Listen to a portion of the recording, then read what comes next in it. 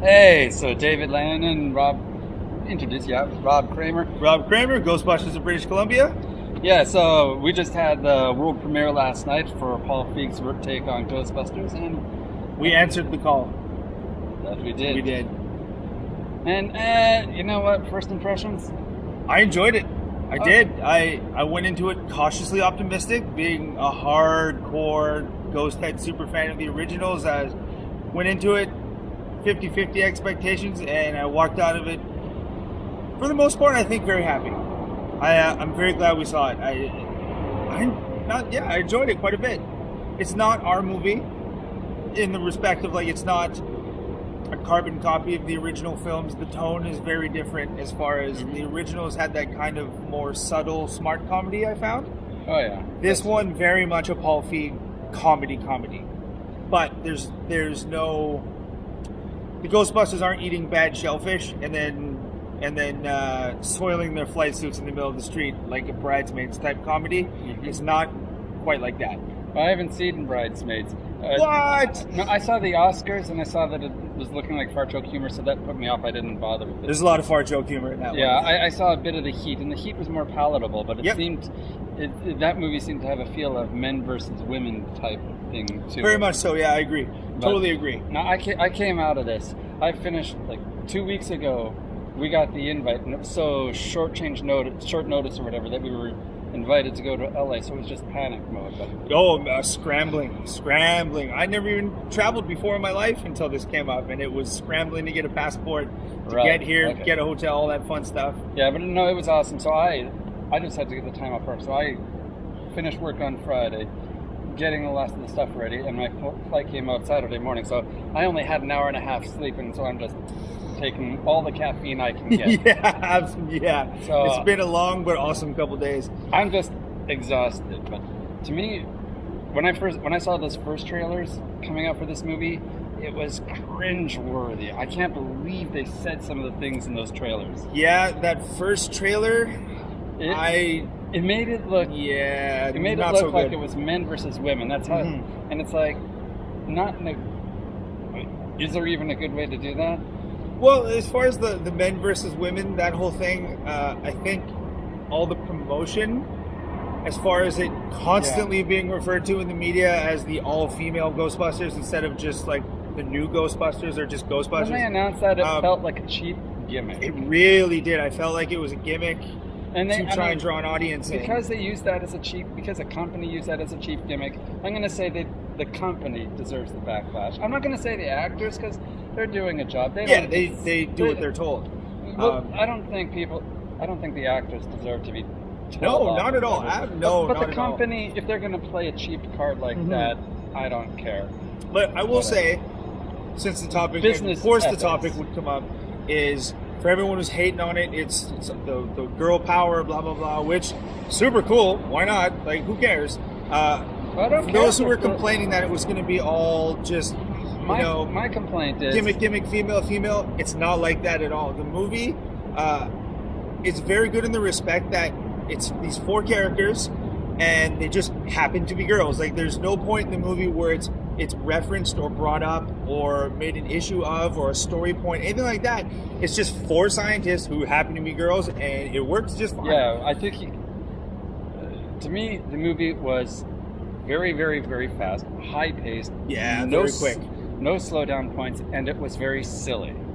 So there's a few spots in there when I was watching it where there was the best way I guess I would describe it is some slapstick, some pretty solid slapstick. There's one scene in particular that I really didn't like. I found it pulled me out of the movie.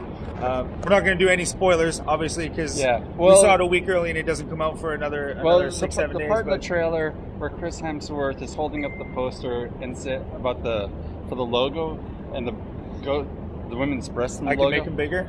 Yeah, and I'm thinking, is anybody that stupid? Well, nobody says anything like that realistically in reality. Nobody in this movie was saying what somebody would say in reality. The movie is that silly. Nobody is realistic. It's definitely there was a cartoony in a regard. The whole movie is basically a live-action cartoon. Yeah, especially with the equipment tests. Yeah, there's one scene, like I was saying before, in particular that was very cartoony, and I found it's a very short scene. Like it's only but it 2 goes minutes over. at the most.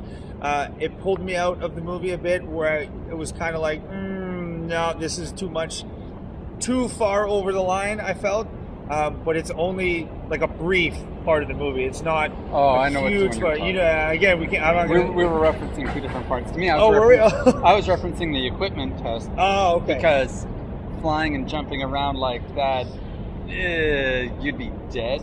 Yeah, not my favorite part. But again, the movie is not. I don't want to say it's not meant for the older, like. To me, this movie felt like it was fans. I thought this movie was targeted more towards 9-year-olds. It's very much, I feel, geared towards a younger audience that they want except for the cursing and the swearing. True, yeah. Like it felt very much that it's geared to a younger audience that they want to grow into following the franchise.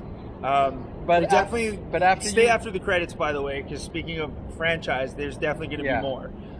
Stay for the stinger, especially if you're a hardcore fan like us old school guys. You'll really enjoy what they do. That last after credits scene felt a little slower and had more of a tone of what the original Ghostbusters had, and if the whole movie had that tone, it would have felt more. I liked the pacing in that stinger quite a lot. Yeah. To me, this movie felt like a fan film with money behind it, because the writing. To me, this movie could be like a one-off fan film. It's entertaining, but that's it. A lot of people were complaining about the effects, though. I had no issue with the effects. I thought the ghosts look amazing. The first ghost that they encounter, which we've seen in the trailer. It was better to see it on screen. In the trailer, it was too blurry. We saw it in like super awesome laser projected IMAX. Paul Feig explained how awesome it was. Yeah. But we were all so excited we didn't really we weren't really paying attention. The trailer ghost was reveal, so hazy, but on the film itself, I could see the detail. It's still, absolutely, yeah. I heard behind the scenes they used real actors and then put CG on top of it. Shout out to NPC, by the way, out of Vancouver, Canada. Awesome. They did a tremendous job with the visuals. We were sitting beside two guys from NPC who nudged over, and they're like, "Yeah, this part is pretty much all us." We worked on this part, yeah. They did like the final battle scene, which is great. It's all the effects for the final battle scene. I've got zero problems with. It looks like one of the criticisms I think I had as a fan of the original movies was you kind of get the one ghost busting scene. You know, like in the first film, it's when they get Slimer. In the second film, when they take out the Scoleri brothers, and then that's kind of it. There's a montage, and then you don't really get any ghost busting until the big bad at the end. This battle scene is top notch. It looks great. It's vibrant. It's colorful. It's fun to watch. There's lots of ghost busting, lots of proton streams. I was very happy with it. I was really impressed with it. I think they did a great job. I'm going to go the other way. I think. Oh yeah. I think it was oversaturated, kind of like how the Transformer battles are in the Michael Bay movie. I can see your point there, yeah. Because it got to a point where it's not advancing the plot or the character development or just anything. Action. It's action move after action move. I love Kate McKinnon's action scenes with her proton pistols. There's a scene. You can't. No spoilers. I will not spoil anything. No, it features Kate McKinnon in the Gillian Holtzman character, and she is badass in this scene. I don't want to spoil anything, obviously, but it's this great piece of action, and she does it so well. I almost want her to become an action star. Yeah, you believe her as like this badass ass kicker.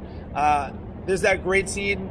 I think I remember if it leads up to it or if it's right after, where she pulls the pistols. It's in the trailer, so it's not spoilers. She pulls the pistol out, and she kind of licks the pistol, and she looks badass. In the trailer, it kind of looked stupid for me. It works in that scene. But out of that, the way she moves and holds the guns around, that's way better than licking the pistol. Yeah, whole segment is top shelf.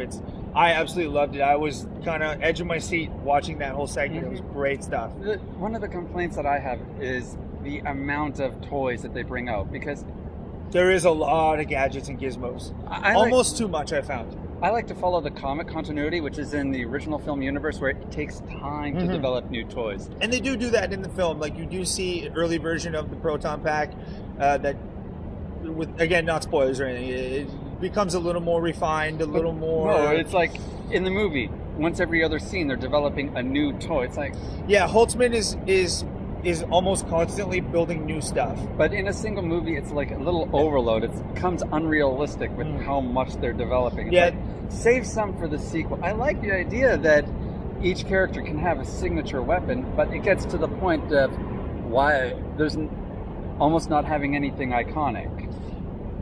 Yeah, that's a really good point, where in the original films, in the first one you have the proton packs. That's all you need. The second one, the slime blowers are kind of that iconic image. The first one comes up, they already have the PKE meters, which is great. That's how they got the tech, or the data they needed to develop their tech. Then they've got the proton packs and traps and containment unit. I guess a containment unit is like an oversized trap, but whatever. Essentially, yeah, I guess that's... Yeah, and then they developed the gigameter off screen, and then they developed slime blowers. Yeah, and it's all off screen. It's just... And then the video game, 5 years later, they're developing their multi-pack. There is some cool stuff, though, and shout out to the guys at IDW Comics who do the Ghostbusters comics, because it seems like a lot of the new stuff from the film was borrowed, or at least influenced by the proton grenades. The proton grenades, the pistols. Winston's pistol, yeah. Yeah, exactly. The pistol that you see Winston wearing quite often in the comic books, which I always really liked the idea of a pistol. It made sense to me if they're in a big warehouse or something fighting a ghost. But sure. But again, it took time to go on. Save some stuff for it makes more sense having a lesser powered... if you're in like someone's house trapping a ghost or something. But even still, the proton pistol in the movie wasn't short range. No, it was almost like a shotgun. Kind of, sort of. It was like a single-hand proton wand. Yeah, I enjoyed it though, but then there was a few things that was a little over the top. I didn't much care for the proton power punch glove. It was basically just a hand glove. Yeah. Gun. It's just another form of I didn't dig that. I found that was a bit too much for me. Well, I like it better than the idea of her physically punching ghosts. Oh, yeah, absolutely. At least it gives her a reason for why she's throwing a punch. When we saw it in the trailer, it looked stupid because you're going to run up to a ghost and punch it hand-to-hand combat. You have a neutrino wand, use it. Yeah. In this way, if it's just a different version of a gun, but how many different versions of the same gun do you really need? Yeah, I mean, it looks the pistols, cool, like I said, totally made sense to me. I didn't like the punch thing at all, but I mean, that's just my personal taste. I'm sure lots of people will like the pardon me, it's been a long night. I'm kind of the proton punch glove, boxing glove, whatever you want to call it. I'm sure a lot of people like it. I'm sure kids will love it because the visual is great. Just me personally, I didn't quite enjoy that particular gadget. The grenades I enjoyed. Makes sense to me. I like that. Again, right out of the comics. The idea of a grenade, I would give them grenades in this movie because the idea of releasing protons in an environment is so simple. It would be something that they could easily develop. I mean, maybe if that was the first thing they developed, it would be before good. Like the neutrino wands, kind of as like an early test or an early weapon. Right? Yeah. Because hey, that's got to be easy. It's not trying to control anything. No it's like almost like dissipating. Yeah, and if ghosts come back afterwards, because what's the point of trapping it if it's just gonna just come back again? What's the point? What's the point of trapping it if all these other weapons work? Yeah, that's Why true. do you need a containment unit if you can kill an evil ghost? Yeah. Fair enough. And can't argue that logic. And in the comics, that's the way it is because all these other things that they've got are only temporary. If they need to figure out a way to tweak the proton streams. One thing I will say, as far as gadgets and gear go, is when I first saw the new Ecto, I liked it, but there was just something about the front of it that kind of, I think it was the big yellow light that I didn't like. That roof rack is off balance and wonky. I did find in the movie, though, I really bought into it a lot more. When you get the full view of the car and all of the lights and everything, I liked it a lot more than what the glimpses we got kind of in the trailers and whatnot. When they first started announcing it, we were seeing pictures of it in daylight. And in daylight, it looks wonky because it's such a small roof rack and so much exposure. It looks off balance. You see it on the film, you get the sweet spots of camera angle. Yeah. And in the night shots, all the lights light up and they make it look much more It looks great balanced. in the night shots. Yeah, when you see that thing bombing around town, but it needs to have it looks a lot better. It looks really good. It needs to have those lights turned on. Yeah. I liked how they at least included the kind of classic blue lighting for the on the roof rack. Because in the front of the car, there's one big yellow kind of but it's got two smaller light. Yellow ones on the side that balance out, and you don't see them during the day. No, and that's why it looks so stupid. And it didn't look right. But yeah, when you see it in the night shots, it's a beautiful visual. With the two other yellow lights on the side, it takes away from the silliness of the big yellow thing. So real quick, character impressions. Because I went into this expecting the Holtzman character to be the kind of runaway, steal the show character. I think a lot of people felt that way based on the trailers and just the look of the character. Well, who did you find you enjoyed, not necessarily enjoyed the most, but which character kind of really you took notice of the most? Besides Kevin, because Kevin's really, really funny, and I think a lot of people are going to say Kevin. I thought I was going to hate Kevin because the trailer had that sexist thing, and it's like, really? He's pretty funny. Chris Hemsworth's got some comedy chops. He ended up being innocently stupid. Yeah, very much so. And because everybody was silly and unrealistic in this movie, it turned out being not as bad.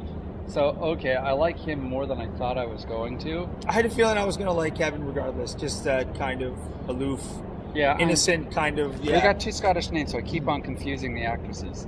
I'm sorry, McKinnon and what's the other one? Kate McKinnon was Holtzman.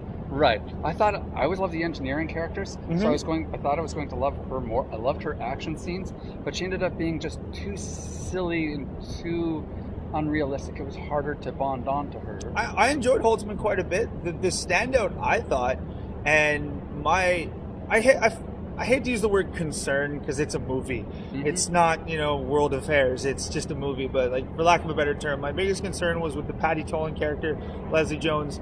I was kind of worried that they were just going to throw her in there as the everyman or the every person like you got with Winston Zeddemore. Well, and she stands out. She's great. She's really, really good. I really enjoyed Patty a lot. When they had the trailer, when she did that stupid slapping How Patty Compels You, I thought she was just going to be screaming out loud, over the top, obnoxious character, and I thought I was going to hate her. I didn't think I would like the character either. That was the worst scene that they had her in. I'm surprised they put it in the trailer. You get that out of the way, and she turned out to be one of the most grounded characters in there. Absolutely, that you could actually identify with. And I liked her almost more than my favorite character out of those. Is going to be a tie between the two characters that I thought I wasn't gonna like. Yeah, it was her and Holtzman. Kevin. No. Yates. The library girl. The library girl. The girl that was going for tenure. What's her name? Kristen Wiig's character. Yeah. Abby Yates. No, Aaron Gilbert, I'm sorry. Yeah. Yes. I thought she was going to We only saw it last night, so we're still... And we're running on lack of sleep. Yeah. I thought she was going to be boring. I did expect from what I saw in the trailer, the character seemed like she would be very... There were a few stupid things with her, but very just uninteresting. Almost like, I hate to say it, but almost like Egon in the original film, very reserved, quiet, kind of... But no, Egon had these little nuances. Like, very true. When he'll make gestures, and he'll say things that describe how autistic he actually is. Yeah, Gilbert was a lot better. It turned out to be a lot better, though, than I expected. Again, I think for me, Patty was the breakout character. Leslie Jones killed it. She kills it in this thing. She just knocks it out of the park. It's fantastic. I was really, really impressed. I'm so glad they didn't do the typical kind of uninformed, unintelligent, every person, the voice of the audience kind of thing. Like she comes in as kind of an average person, and she gets right in there right quick, and she's part of the team, and she's very much part of the team. I thought Patty was going to be obnoxious and whatever. She turned out to not be. She had a few funny lines.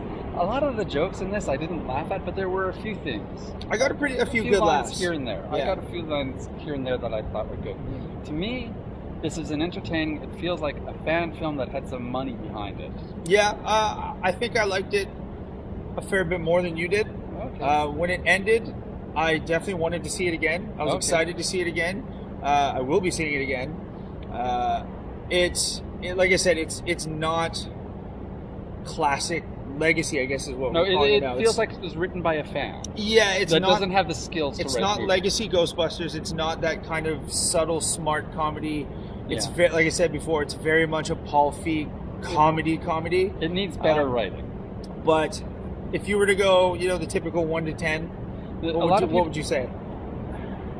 On a 1 to 10 scale, maybe between a 5 and an 8, somewhere in there, depending on what you feel like. I'd say for me, because I am kind of biased, because I do have such intense love for the original, and I mean that's what I'm comparing it to. Strictly for me, I would say a good 7.5. Yeah, it's the horror could have been better, but there was some good horror in there. There's a great jump scare at the beginning. It was pretty solid. The pacing of this movie was so fast, very quick, that you couldn't get into the horror. There was the bathroom possession scene. Mm-hmm. That was the best that they've very well done. They let the volume or whatever the sound drop off. Yeah, there's an atmosphere in that scene. Yeah, where you get that feeling of something's coming, but it's not. But all the others, I mean, that mansion, haunted mansion. I forget the name of it. Eldridge Mansion. Sure, I think it was. That wasn't scary at all because it was oversaturated with everything, and it's like, there was a lot I found in that opening scene. Speaking of a little bit too much forced comedy with some of the lines. Not spoilers. There's a tour guide who is giving blah blah blah. Technically, that's a spoiler. That's not a spoiler because it's the very opening thing and it doesn't say anything. But there's a few lines in there that they feel kind of forced. Like we gotta punch some we need a laugh here. I did feel there was a bit in that, but I thought that there was a couple jump scares, a couple nice subtle. If you compare that to the original movie in the library scene, that was legitimately scary. Yes, the library scene is. The pacing is beautiful. It was slow. Paranormal events were happening, but it's like building tension.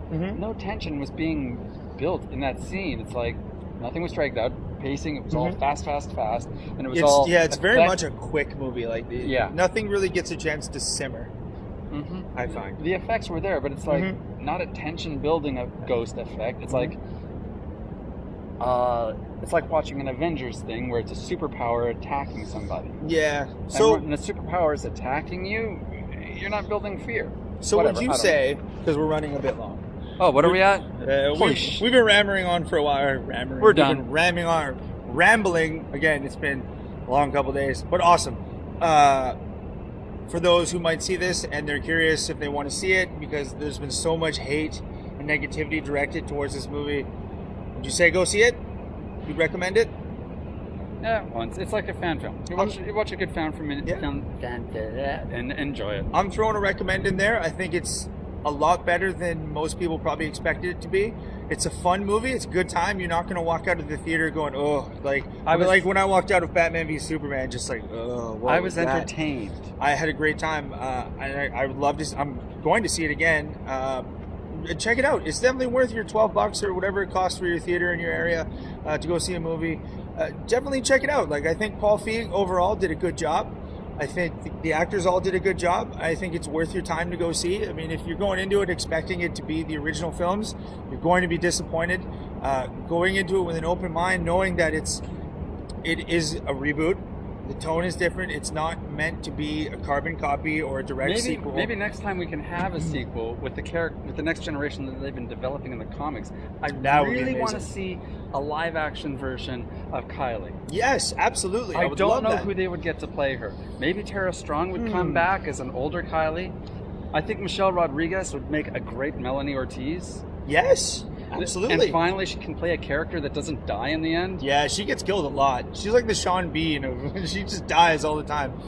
So I would say go check it out. Really enjoyed it. And really quickly, I want to throw a shout out to Paul Feig, the director, to Ghost Corps, Sony Pictures, everybody who invited us out to take. This was an amazing weekend for all of us. I want to give a special thanks to Dan Aykroyd. Yes, when we were on the red carpet, he went to every fan and made sure they were happy. There was nobody who was holding out a paper or a prop or an action figure or something on that red carpet that he didn't stop and take an opportunity to sign and just have a quick chat or selfie or whatever. Shout out to Dan Aykroyd, man. And shout out to Dan Aykroyd for, hey man, thanks for creating all this.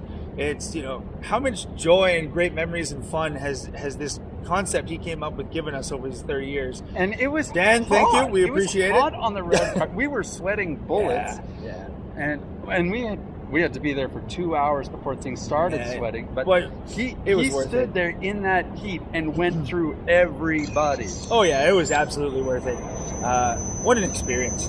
What an amazing experience. So again, Paul Feig, Ghost Corps, everybody involved. Thank you to Sony Thank you and guys Ghost Corps so much for having us out. Yeah, it's hard to put into words what it feels like when you're a part of a fandom like we are, a specific fandom where there's, God, what was it, like 200 ghost heads all in uniforms? I thought it was just 80, but then I have no idea. Applied. I don't know. Yeah, so many people came out, and to be amongst this giant family of ghost heads, because Sony and Paul Feig and Ghost Corps were gracious enough to say, hey, you know what, guys, come on out, enjoy this with us. We want to include you.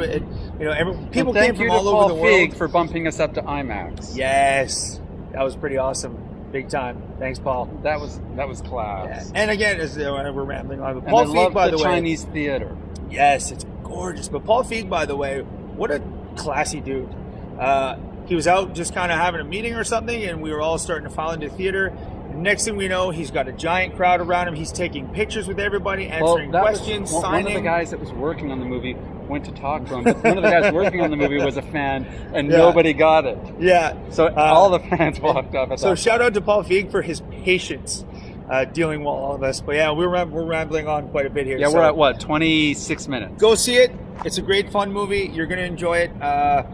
Keep an open mind, again, if you're a hardcore super fan, because it's not the originals, and it's a different tone. But really, you're going to enjoy it. Go spend your $12, get some popcorn, have a good time, have a drink, and enjoy the Patty Tolan character, because she steals the show.